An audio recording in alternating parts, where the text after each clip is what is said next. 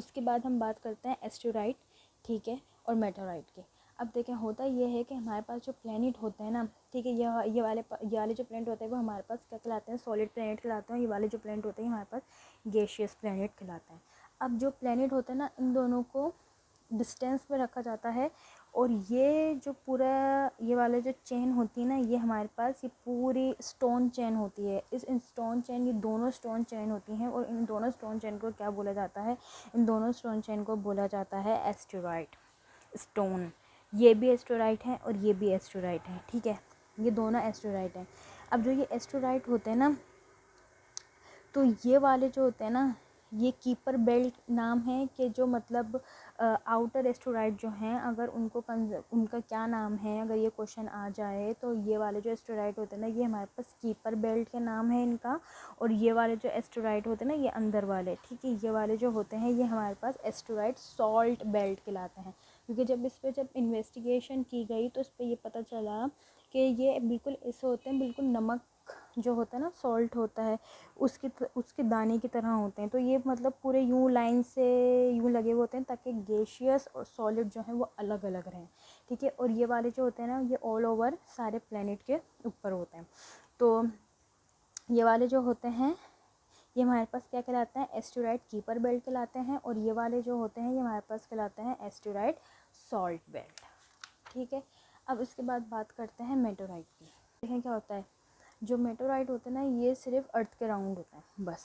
इसके अलावा और किसी प्लेनेट के राउंड आपको मेटेओराइट नहीं मिलेंगे, ये सिर्फ अर्थ के राउंड होते हैं यहाँ पे।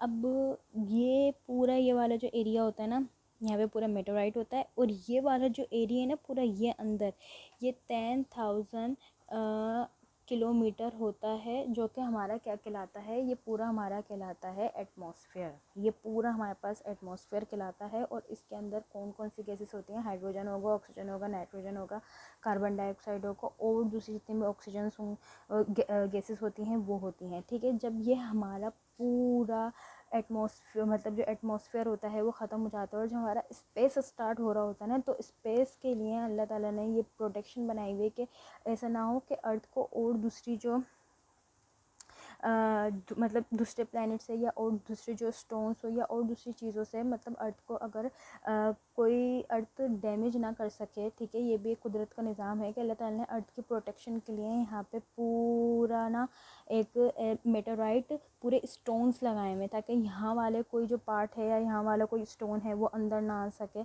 और अर्थ जो है वो प्रोटेक्ट रहे। अब होता ये है, ठीक है,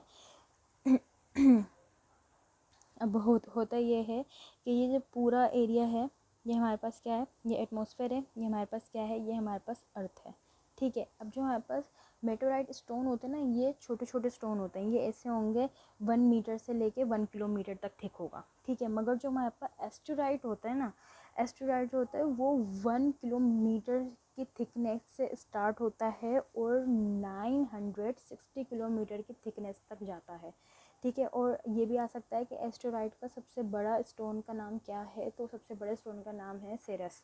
इसको ये स्पेलिंग सेरस, सबसे बड़े स्टोन का नाम है सेरस। और उसकी मतलब मोटाई कितनी है, 1 किलोमीटर का थिक भी हो सकता है और 960 किलोमीटर का भी थिक हो सकता है, ठीक है। और जो मेटेओराइट होता है वो 1 मीटर का भी थिक हो सकता है और 1 किलोमीटर का भी थिक हो सकता है। अब होता ये जो मेटेओराइट्स होते हैं ना, ये यूं सारे लाइन से होते हैं, ठीक है। मगर होता ये है कि अर्थ के पास है ग्रेविटी। जब अर्थ के पास ग्रेविटी है तो वो चीज़ें अपनी तरफ खींचती है, ठीक है। अब जब वो अपनी अपनी तरफ वो चीज़ें खींचती है ना, तो कभी कभार ऐसा होता है कि जो मेटेओराइट का कोई स्टोन ग्रेविटी के उससे आ जाता है एटमॉस्फेयर के अंदर। अब जब वो एटमॉस्फेयर के अंदर आ गया ना, तो वो मेटेओराइट का नाम चेंज हो जाएगा और वो क्या हो जाएगा, मेटेरो, ठीक है। मतलब अगर वो यहाँ पे लाइन से है तो वो एस्टेरॉइड है, अगर वो ग्रेविटी ने अपनी मतलब उसको अपनी तरफ खींचा, वो ग्रेविटी की उससे मतलब अर्थ की तरफ जाने लगा, ठीक है, और फिर वो एटमॉस्फेयर के अंदर आ गया, ये मतलब यहाँ पे गैसेस के अंदर आ गया वो, तो उसका जो नेम है वो चेंज हो जाएगा और वो क्या हो जाएगा, मेटेरो हो जाएगा। अब जब वो यहाँ पर आता है ना, तो मतलब गैसेस से टकरा के और दूसरी चीज़ से टकरा के इसका जो मतलब जो साइज़ होता है ना वो छोटा होना शुरू होता है, मतलब वो दूसरी गैसेस से इस चीज़ों से टकरा रहा होता है तो वो झड़ना शुरू हो जाता है। जब वो झड़ना शुरू होता है ना तो वो मतलब जितनी छोटी चीज़ होगी वो उतनी ही ज़्यादा प्रेशर से आएगी, ठीक है। तो वो जब वो झड़ना शुरू होता है ना तो वो अर्थ उसको और अपनी तरफ खींचती है। तो यहाँ पे ना एक ऐसा ऐसा ऐसा होता है कि जैसे धुआं धुआं से निकल रहा होता है और वो डायरेक्ट यूँ अर्थ के अंदर आ जाता है।